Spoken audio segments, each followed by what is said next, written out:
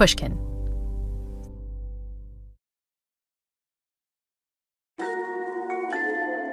Halloween is my favorite holiday. I love carving pumpkins and seeing my neighbors' goofy decorations.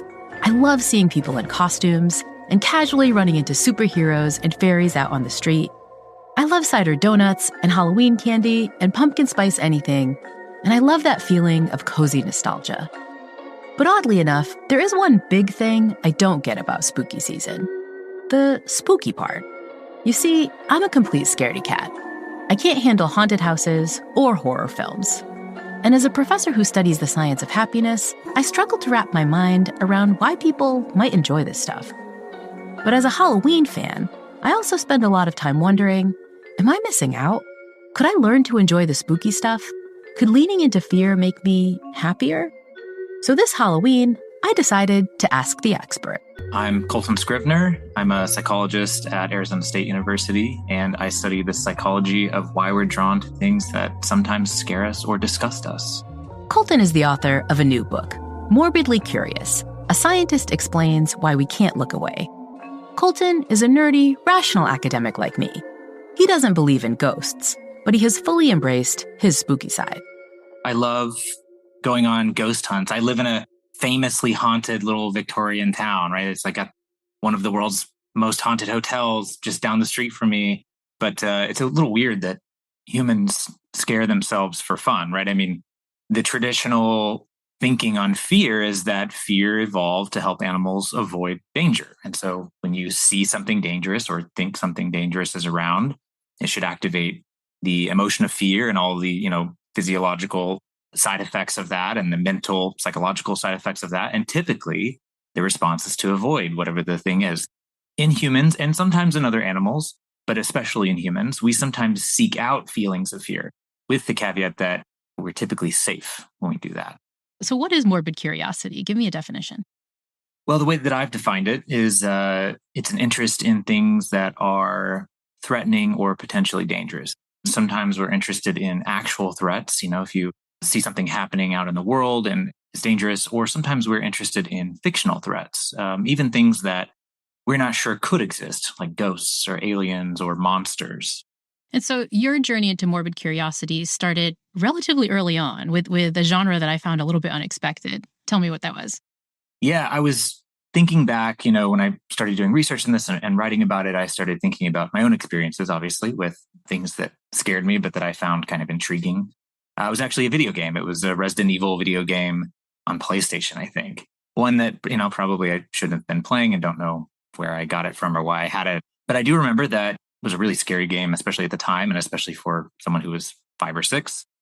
For those that don't know, Resident Evil is a zombie game. It was kind of one of the original survival zombie horror games. So you're thrust into this world where there's a zombie apocalypse and you kind of have to figure out some puzzles. But as you move through the world, there are zombies all around. And that's really common to us now. But for video games, that was fairly new back in the 90s.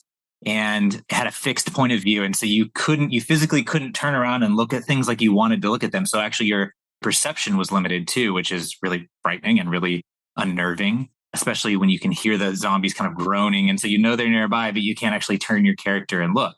And just to be clear, you were 5 years old when you were playing this. I was, 5 or 6 probably. I must have been 5 or 6, yeah. And I remember playing the game and I remember, thinking, oh my gosh, this is so scary.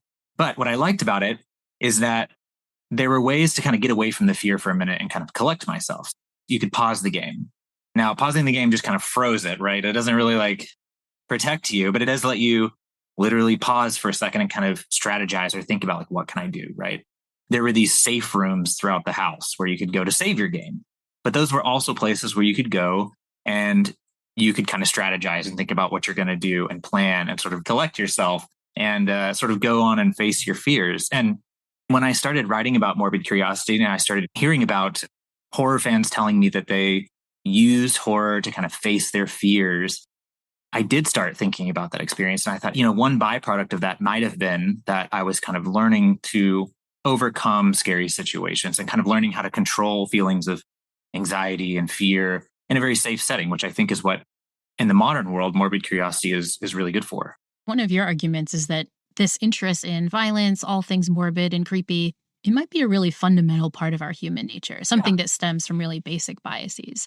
In your book, you talk about this idea of a negativity bias and how that is interestingly and importantly universal. What's a negativity bias and how does it play into morbid curiosity?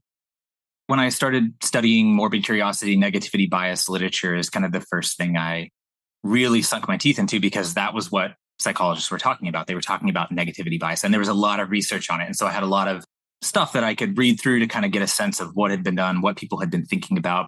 So negativity bias sounds like it's the fact that things that are negative in our lives capture our attention and our memory more powerfully than things that are positive or neutral.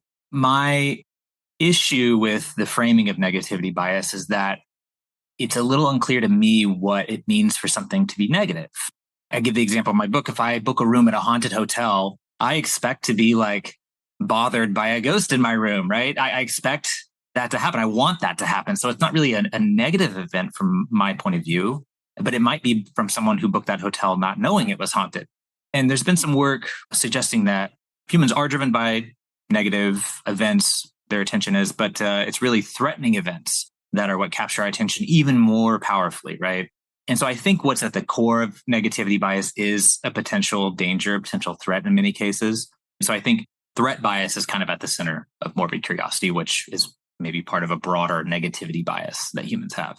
You told this one study in the book that I loved about people thinking about and remembering consumer products and their threat bias. Maybe explain that study here. Yeah, I believe that was a Pascal Boyard's study. He does some of the best work on threat bias. I mean, he laid a lot of the foundation for this fact that humans seem to be driven by threats. Their attention is driven by threats. So he, in one of his studies, gave people, I think it was like shampoo, and it was descriptions of like side effects of this shampoo. And some of them were positive. It'll make your hair luscious. It'll make your hair thick. Some of them were sort of neutral, like it contains this product or it lathers up in this way. And some of them were negative, like it doesn't always work or may not work for your hair. And some of them were threatening, like it will make your hair fall out. He did this kind of chain study, almost like the game Telephone a little bit, but like where you tell people, here are these 8 facts about this shampoo, some positive, some neutral, some negative, some threatening. Pick 7 of those 8 and tell your friend about it. And then you do the next person in line. Okay, here's 7 facts. Pick 6 of those. Tell your friend about those until you get down to 1, where you can only tell your friend about 1 of those things. And what he found was that the type of information that made it to the end of that chain, that like the one that got passed on the most often, were the threatening types of information. So this shampoo can burn your scalp or make your hair fall out. And that kind of makes sense. Like if I'm going to tell Laurie about this new shampoo that I've got, if I have all this information, am I going to say it lathers this way? Or am I going to let her know, hey, and some people this like made their hair fall out? That's the kind of information I really want you to know, because I don't want you to come back to me later and say, hey, you recommended this shampoo to me and it made my hair fall out. But it seems like it's not just in terms of communication that this makes sense. Our curiosity about all things threatening and our attention towards things threatening seems to make a lot of evolutionary sense. Yeah, I mean, so I was trained as a biologist for most of my career. And so when I started thinking about morbid curiosity, I first looked to animals and I said, okay, is there anything in the animal kingdom that looks kind of like this? Is there anything that would have been maybe conserved across species? And one of the things I came across was predator inspection. It's pretty much exactly what it sounds like. It's when an animal, a prey animal, inspects or pays attention to a potential predator. So if I were to ask you, what would a zebra do if it saw a lion on the savannah? Most people, reasonably so, would say, well, it would run away because a lion wants to eat a zebra, right? But what you find is that zebras don't always run away when they see lions. Same thing with gazelles and cheetahs. There was this 2-year study with cheetahs and gazelles where I think it was Claire Fitzgibbon. She just observed how gazelles interacted with their natural predator, the cheetah, over an 18-month or a 2-year period. And what she found was that gazelles would often stop and actually just inspect cheetahs when the cheetahs weren't actively hunting. And it wasn't normally distributed across all gazelles. So not all gazelles did this to the same extent. What she found were that it was actually the young gazelles that did it the most. And her explanation for this, which I think makes a lot of sense and probably applies to humans and the way that we consume media and entertainment, is that young gazelles were the most athletic. So they had the highest chance of getting away. They were the least at risk, if you will. But they also had the most to learn. They actually didn't have that many interactions with predators in their lifetime. And so learning about a cheetah. What does it look like? Where does it hang out? What does it look like when it's resting? What does it look like when it's moving? How do my parents or other group members react when it's doing this or that? That can teach them a lot that will serve them for the rest of their life. And what's interesting is when you look at humans, if you break down the age ratio of who tends to be, for example, a horror fan, it tends to peak around teenage years and young adult years. Now, that doesn't mean that there aren't little 5 or 6-year-olds playing violent or scary video games. And it doesn't mean that there aren't 70-year-olds who still love George Romero. It just means that on average, everybody has this kind of peak in curiosity around their teenage years and young adult years. And you see that in a lot of animals too. And the idea is that that peak corresponds with when we need to learn about this stuff.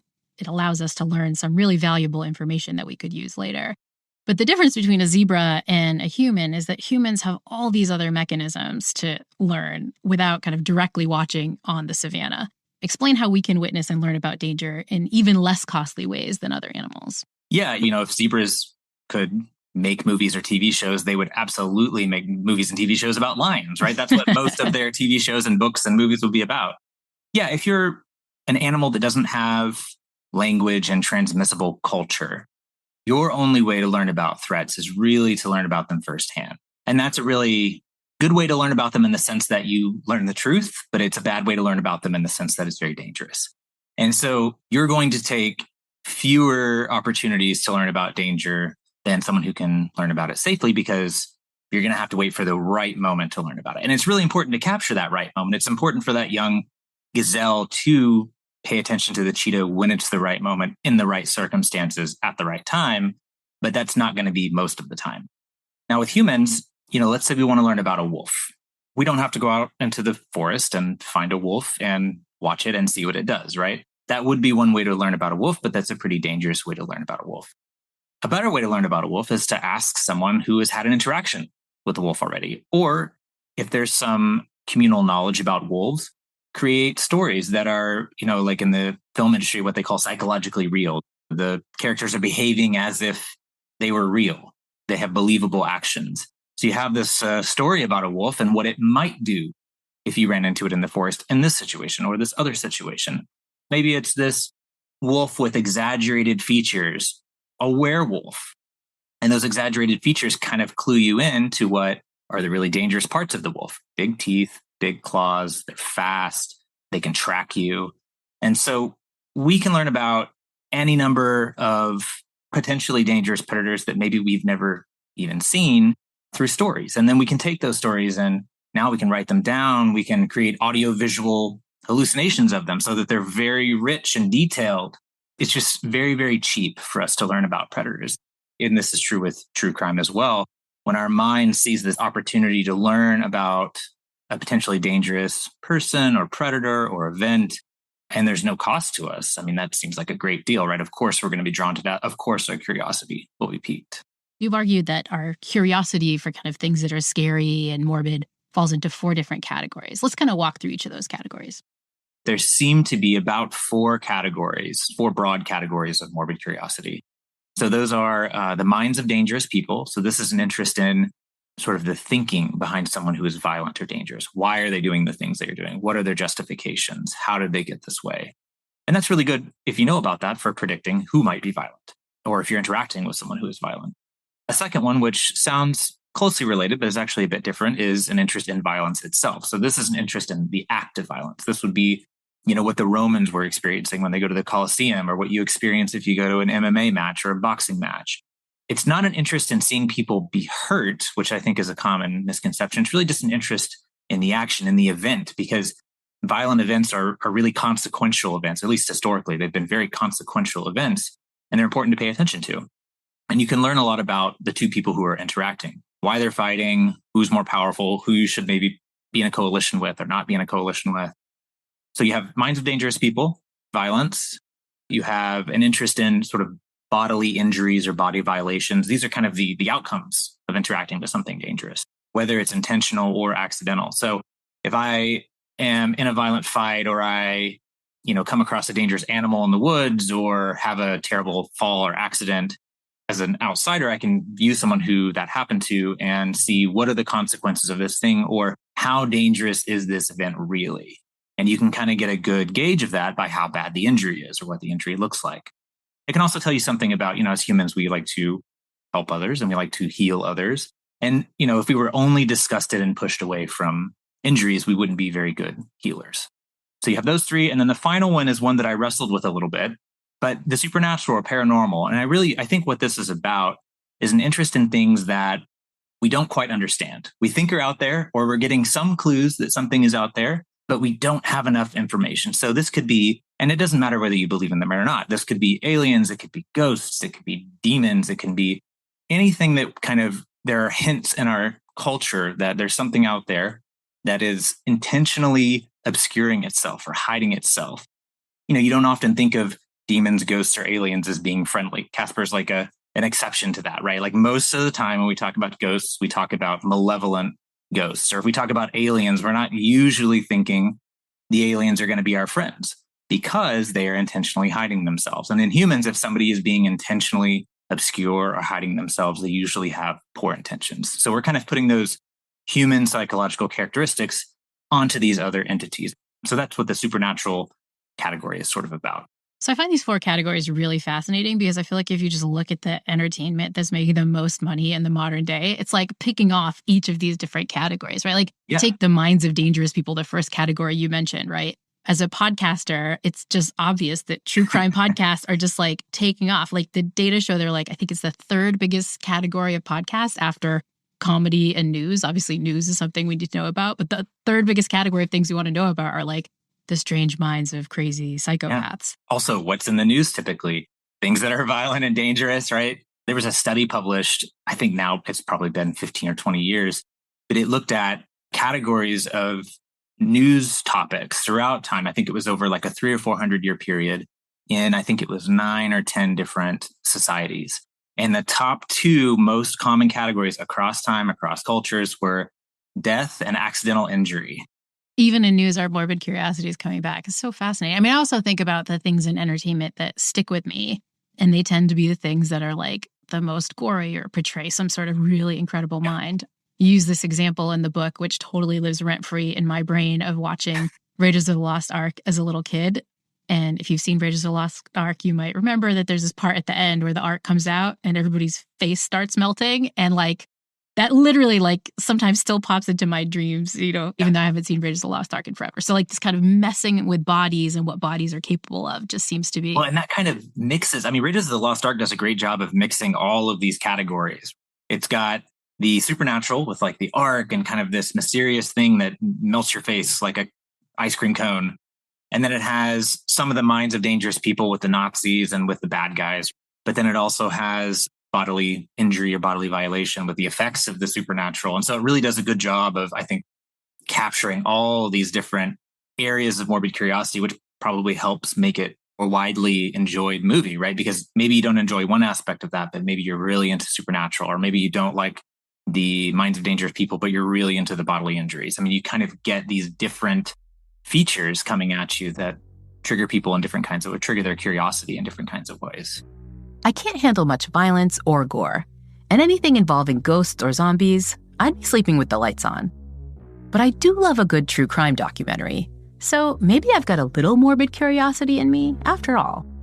Which got me thinking, when does our fascination with spooky stuff actually begin? Turns out a lot earlier than you might imagine.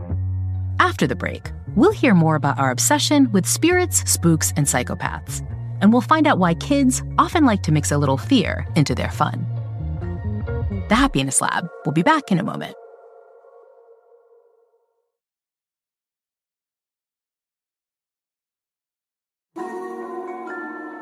So it seems like our morbid curiosity is just like all over entertainment, from like movies, from action to horror to true crime podcasts to like watching MMA and, World Wrestling Federation and all this stuff. Yeah. But I get the sense that people are a little bit freaked out about morbid curiosity, both in themselves and in other people. And in your book, you talk about how often people's morbid curiosity is used as a scapegoat. Explain what you mean there. Yeah, well, I think, you see this with serial killers, especially. Or any kind of, if you watch a true crime documentary, they always go back and they ask what happened in this individual's childhood that caused them to be like they are. Now, that's not a bad thing to ask, I don't think. That's an interesting thing. It's potentially useful.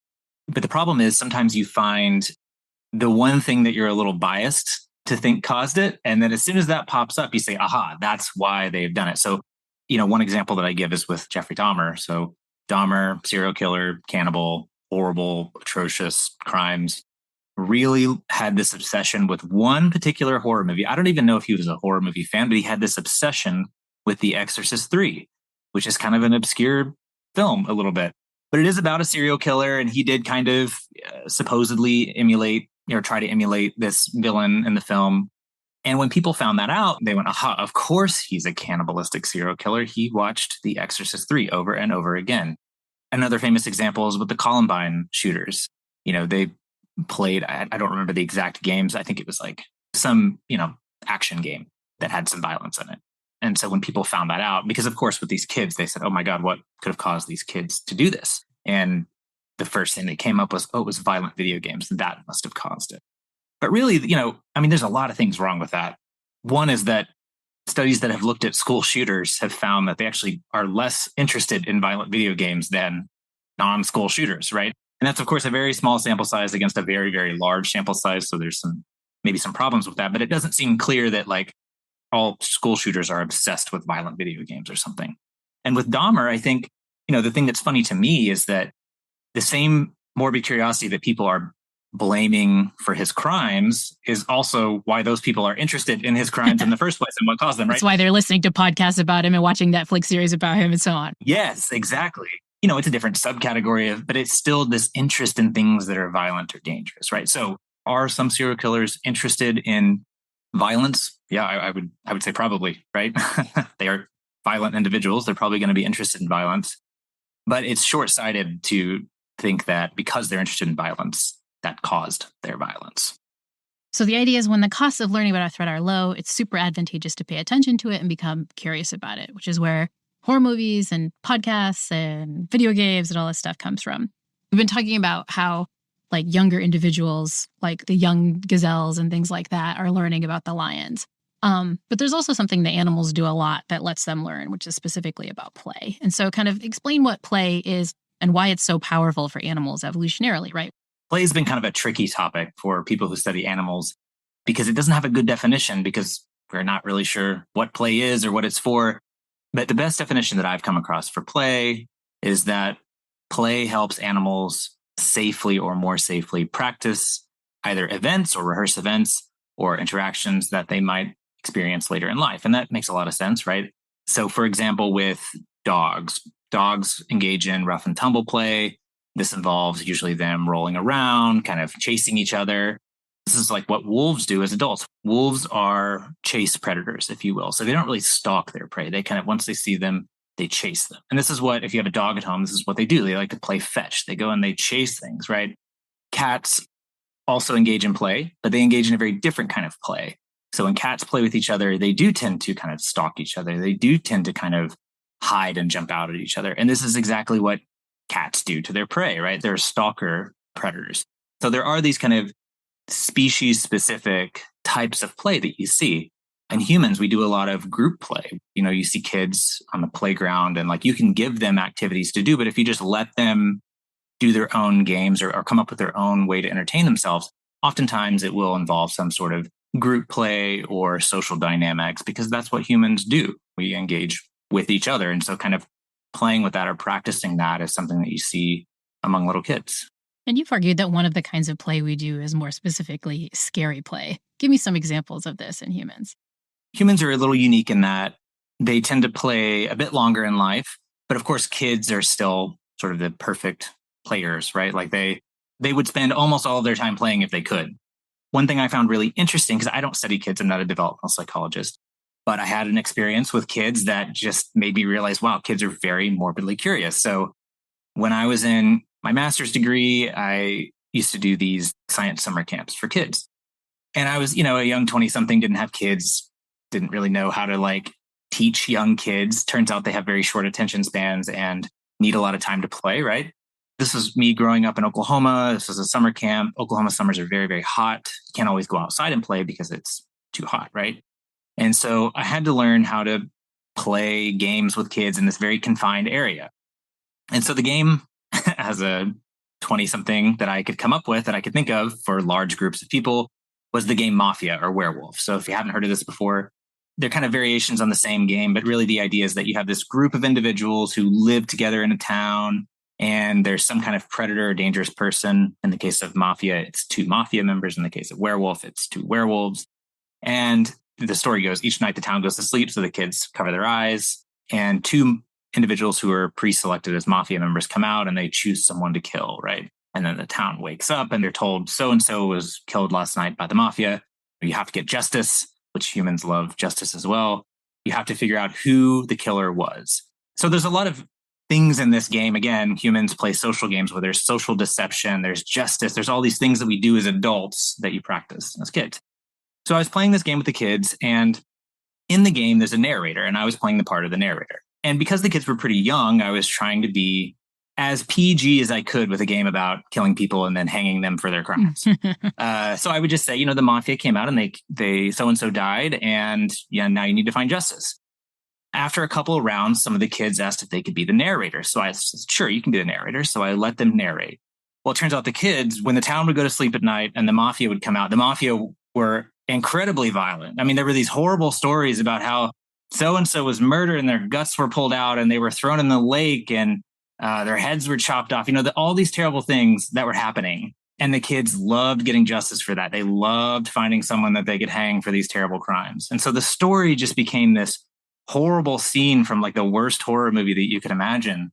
Later when I reflected on that, I was like, wow, kids are incredibly morbidly curious. And you see this in their games too. Like oftentimes there's a bad guy and he's out to get you or kill you or hurt you.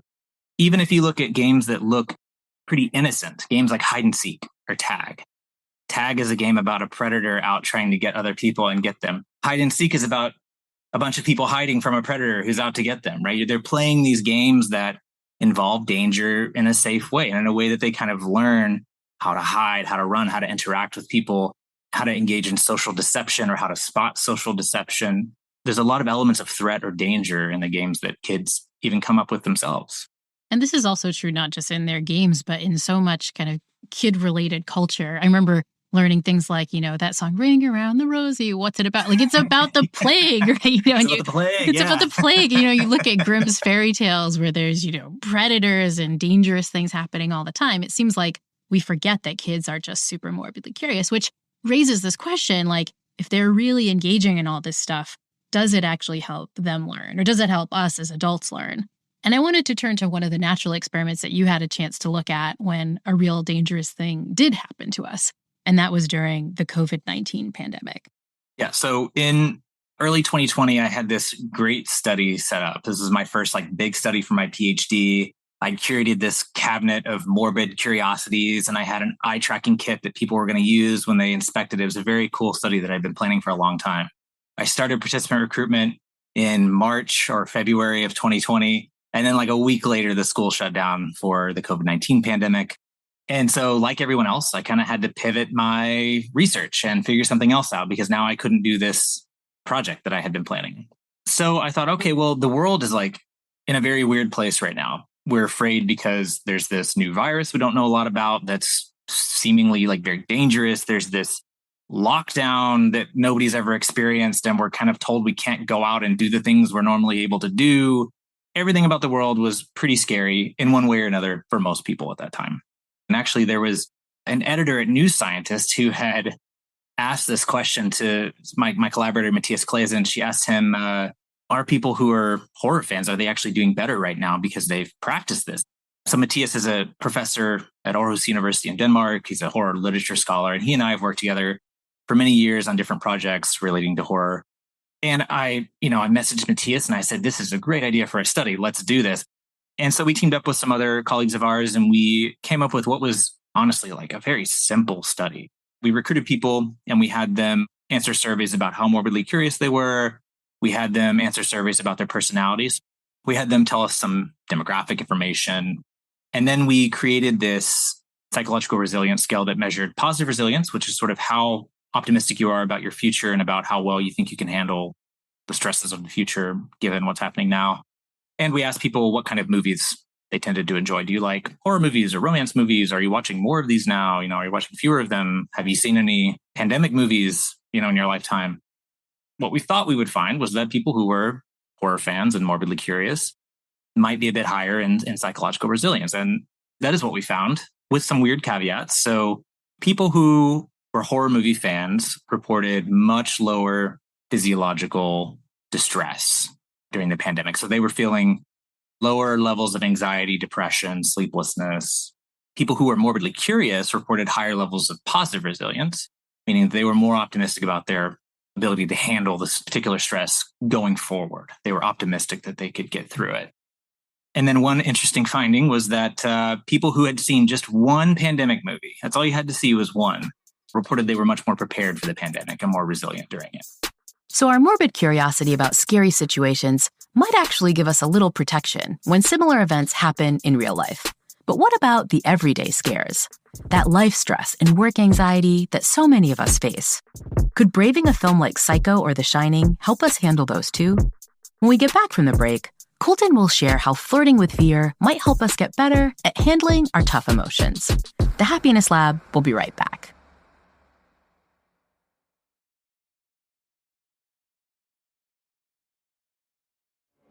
I always assumed that scaredy cats like me usually stick to the comedies and steer clear of the thrillers.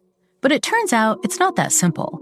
When people are feeling anxious or stressed out, they're just as likely, if not more so, to grab a scary movie and cozy up on the couch for a good fright. I asked horror expert Dr. Coltan Scrivner to break down the research on why that is.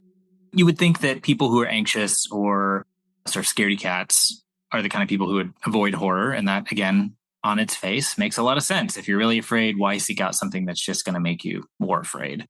When I started thinking about this topic of like who goes out to see scary movies, I had that initial thought too. Well, it's probably people who are not anxious, right? Because why would they do that? But then again, I thought about it a little differently, a little more. And I thought, well, those are also the kinds of people who are going to want to learn about this stuff. They should be actually seeking out information. And so I dug into the literature to see if anybody had tested this. And there was one really cool sort of field study on this. So pre-streaming, there were physical places you would go to rent your movies, right? You would walk into like Blockbuster, Family Video. You would go into the store and they would have movies everywhere and you would browse. And it was great. It was a lot of fun. So these researchers, I think this was in 2000, I want to say 7 or 8, they set up like a booth outside of a Blockbuster Video. And as people came into the store, they surveyed them on their mood. So how were they feeling? And what these researchers wanted to know was, how does your mood affect the kind of entertainment that you want to consume? So they sat outside this Blockbuster store. People came in and they would ask them, how nervous are you feeling? How angry are you feeling? How happy are you feeling? And, reasonably so, they assumed that people who were anxious would probably seek out something kind of happy to help them get into a better mood. People who were feeling bored might seek out an action movie. So the idea was like you would kind of seek the opposite of what you were feeling in order to get you to this state that you wanted to be in. So the people would go in the store and they would browse, they would pick their movies and they would come out. And when they came out, the researchers would say, hey, can you tell us what kind of movie? What movies did you get? And then they would note down the genre of the movie. And what they found, at least for horror, was the exact opposite of what they thought. So the people who came in feeling anxious and nervous, those were the people most likely to watch a horror movie. So those findings violate all my intuitions, but they also raise this they also raise this really interesting question, which is that like maybe scary movies actually can help us become less anxious. And so how did researchers wind up testing that? Well, when I started looking into this, okay, what does it mean that anxious people sometimes seek out scary movies? There wasn't much in the literature. And so I actually went to like Reddit threads and online articles, op-eds in magazines, because people were talking about this a lot.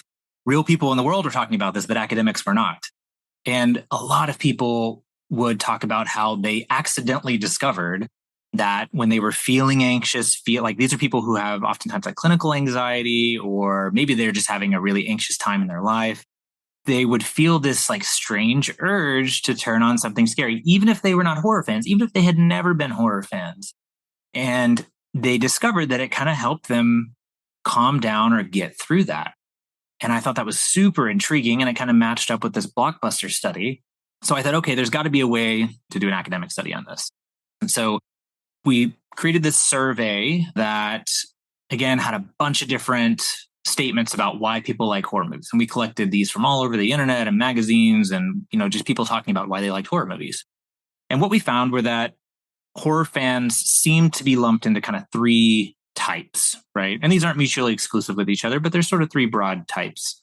There's the adrenaline junkie who does like horror because it kind of makes them feel alive. And this is kind of the classic psychological explanation for why people like scary things that are playful. Same reason that they enjoy roller coaster or skydiving or any other high adrenaline activity. But there's another group that we call the white knucklers, because you're just like watching the movie with your fists clenched. These are people who are truly afraid, like very afraid of what's going on, but they still choose to do it. So those people were really interesting to us because we wanted to know, like, why are you doing this if you're truly afraid of it? And then we found this third group that we didn't necessarily expect to find. And we decided to call them the dark copers because these people essentially were telling us that they use scary things to help them get through difficult times in their life. That could be depression, it could be anxiety, it could be kind of thinking about existential problems. And so at the time, I was doing these sort of yearly or annual haunted house studies in Denmark with my collaborator, Matthias. So there's this haunted attraction like you go to in Halloween, right? A haunted house near Aarhus, where Matthias was based. And so I would go visit him for a few weeks and we would actually go to this haunted house. And kind of like the Blockbuster study, we would set up this big research tent outside the haunted house where people would take surveys or we would strap them up to heart rate monitors. And we wanted to kind of know, like, how are these people playing with fear? How are they engaging in scary play in the real world? So we had these three groups identified. We had the survey created. We took it to the haunted house. We had people take the survey before they went in. And then when they came out, we asked them, what do you feel like you got out of this experience? Like, did you get a mood boost? Do you feel like you learned something about yourself? Do you feel like you've kind of developed as an individual, like you would in therapy or something? And what we found were that there were distinct benefits to these different kinds of horror fans. So people who were adrenaline junkies, they mostly did like it because they got the mood boost. They didn't say that they learned anything about themselves. They didn't say that they developed as a person. They just kind of enjoyed the experience. But what was interesting is that the adrenaline junkies were a really small portion of our participants. The other probably 2/3 of the people identified based on our survey as white knucklers or dark copers. And these people said that they learned something about themselves and kind of developed as a person. And when you ask them, what do you mean by that? They would say things like, I learned the boundaries of my fear, kind of like what I could handle and what I can't. I learned how I would react in this like high intensity, scary situation that I've never been in before. Some people even explicitly would say, now I know what I need to do better if I'm ever in a situation that's scary like this again. And usually they were talking not about the literal situation, like a man in a pig mask chasing you with a chainsaw, but they were talking about the emotional situation. How do I handle these emotions that are overwhelmingly negative in many ways? And this relates to a few things that we talk about a lot on this podcast, right? One is this idea that if you want to get good at regulating your emotions, whether that's sadness or in this case, fear, you actually have to practice doing that. Yeah. And our instinct isn't to practice regulating our emotions. It's to avoid emotions all the time, right? And so it seems like what your participants were doing in this case, or at least kind of ones that identified as white knucklers or dark copers, they used the haunted house experience and the anxiety that came up there to like practice a little bit coping. Another reason I love your studies, and it fits with the kind of stuff that we talk about on the podcast, is that we often talk about the problem of suppressing our emotions, right? When we're feeling anxious, our move is like, oh, shut it off, pretend it's not happening. But a lot of the research suggests that the way you get through a negative emotion like anxiety is to actually feel it. And maybe what better way to feel it than to like really ramp it up in some like incredibly intense haunted house. In a safe way. And in a safe way, exactly. Again, it kind of goes back to this idea of play. I think this is just an example of scary play. And if the point of play is to rehearse situations, well, situations can be literal. They can be, I need to know how to run, or I need to know how to, like if I'm disoriented, how to get away. Or they can be more psychological or emotional. They can be, if I'm feeling this, how do I recenter myself a little bit and get through this? And so if someone's hearing all these benefits that your haunted house goers got out of scary play and they're curious about morbid curiosity, what would be some suggestions about dipping their feet in, especially if there's somebody who hasn't engaged in a lot of this scary play so far? The common mistake that I hear is that people think they need to go out and do like the scariest thing that they could imagine. That's the wrong way to do it, right? Because of course that's going to be too much. And that's usually what you hear if you talk to adults and you say, do you like horror movies? And if they say no, you ask them why. usually the answer is, oh, I watched one when I was a kid that was too scary for me and I just haven't been able to watch them since. But what's interesting is a lot of the people who, as adults, become horror fans, and this happened during COVID a lot, actually. Horror had its best 2 years in history at the box office in 2020 and 2021. So people were seeking out these like scary experiences for the first time, many of them, and realizing maybe I can enjoy this. But yeah, I think the mistake that people make is that they think they should seek out something really scary that's going to terrify them. What you should do is exactly what developmental psychologists tell us to do all the time, which is kind of go to the edge of what you're able to do, right? The edge of what you can handle. And that's different for everybody. You know, we did this study at the haunted house where we strapped people up with heart rate monitors, and we wanted to know, is there kind of like a sweet spot of fear? Is there this optimal experience, this Goldilocks zone? Because that's true for a lot of things. It's true for learning. It's true for flow states or where you're really productive. And so we thought, well, maybe it's true for fear too. And that doesn't seem to be true. What we found in this study was that there's a sweet spot, and the sweet spot is a little different for everybody, but it does tend to be kind of like, if you imagine a 1 to 10 scale, it's like about a 7 out of 10. When they were too afraid, their heart rate was too erratic, they weren't having as good of a time. When it was about 7 out of 10 on the max, that's when they were really having the best time, having the most fun. And so I think what you should do if you're trying to get into scary entertainment and you're curious if maybe this could help you, start with the easy stuff. Start with stuff you know you can handle, right? And then kind of just go from there and edge up further and further until you get to something that is kind of scary. And you do have to practice that emotion regulation. You're kind of in your Goldilocks zone. You're in your sweet spot. But eventually your sweet spot is going to move, right? You're going to get better at that. You're going to be able to handle something more. And I think this is what a lot of people are afraid of when it comes to horror movies. They argue that, oh, well, it desensitizes you to violence, or it desensitizes you to these things.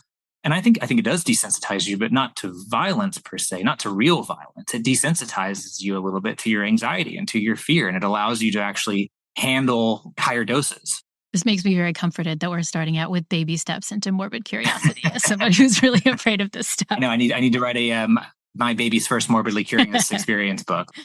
That's definitely the one that I need. My husband and I are inspired by your book. Have been trying to watch more horror movies and thrillers.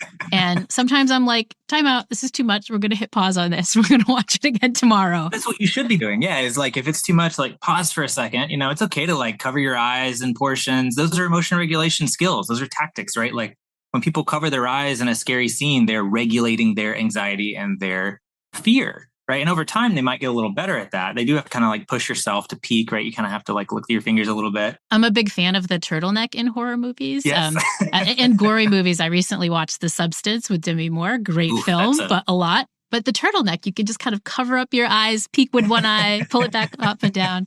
Yeah. But those are skills, right? That's the kind of thing I might need to take in a different form into a situation that's really anxiety provoking or really scary in my normal life. Yeah. And eventually you do learn to take more cognitive approaches to emotion regulation, right? Those are like physical things you can do. You can turn the lights on, you can turn the sound down, you can cover your eyes in scary scenes.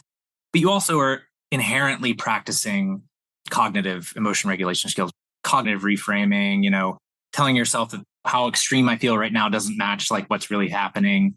So you are practicing those cognitive skills as well. So in order to get like the optimal amount of fun, people kind of regulate their fear both up and down. So sometimes they want to be more afraid. And so they kind of get into it really and let themselves scream and like look at the actors and look at the scary things. And sometimes they cover their eyes and sometimes they tell themselves it's not real. And it's all in this attempt to regulate how afraid you are, how anxious you're feeling so that you can have the most fun. But of course, the side effect of that is you're practicing regulating your emotions both up and down. And so you have more kind of just mastery in general over those negative emotions that we tend to avoid. So safely enjoying a bunch of psychopaths and monsters may not only get your blood pumping in the moment, it may also make you a little bit more resilient in the long run. That's a pretty compelling reason to dive a little deeper into spooky season this year. Now, I'm not quite willing to give up my turtleneck or keep my finger off the pause button. But this Halloween, I think I'm finally ready to take some baby steps towards embracing my inner Scream Queen. To my fellow scaredy cats, let me know if you decide to do the same. In the name of a happier Halloween, I challenge all of us to seek out a bit more spooky delight. The Happiness Lab will be on a short break for the next few weeks, but we'll be back soon with more holiday-related episodes, just in time for the season of gift giving. So be sure to swing back for more episodes of The Happiness Lab with me, Dr. Laurie Santos.